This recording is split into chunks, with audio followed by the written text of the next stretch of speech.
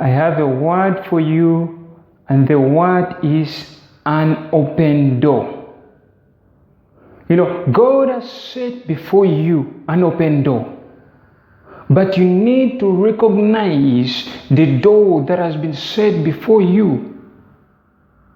There are doors that are around you. And a door may not necessarily mean a piece of wood with a handle. A door could be a job. A door could be a person.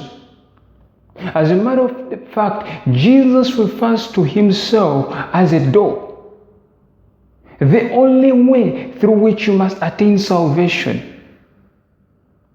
You will never be saved unless you go through Jesus. If you want to be saved, you must go through Jesus. And God has set before you an open door. There are people around you that are doors. A door is a point of access, a point of entry. Yes, I know the door may be small. The door in front of you may seem as if it's small. But when you open the door and you access the door, you find out that the room is big. It was only the door that was small. And sometimes the doors to your miracle, it could be a kid, it could be a child, it could be someone who's lower in rank.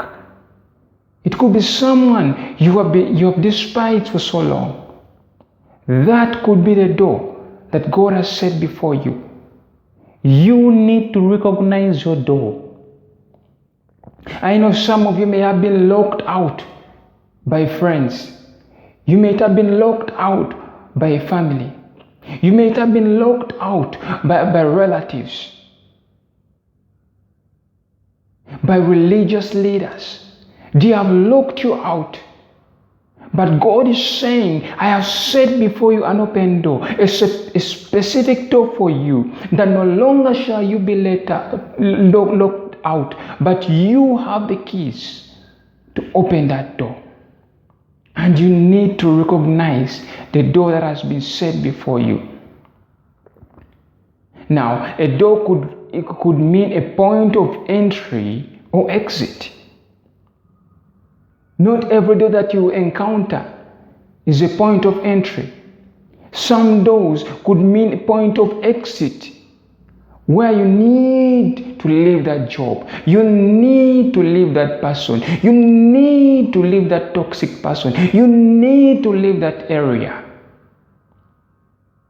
When Abraham was being called, he was told to change his name from Abram to Abraham. He was told to leave his location and go to a place that God has set him, has called him to be. Sometimes you need to leave the location, because there are some locations, there are some environments that you may be in that do not allow you to experience God. So some doors are points of exit.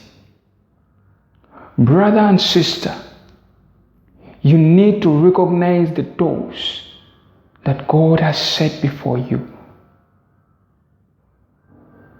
Your miracles lie in those doors. You have cried out for so long. You have said, God, why is it me? God, why is it me that I find myself in this predicament? That I'm in so much pain? That all this happens to my family? But God has said, I have set before you an open door.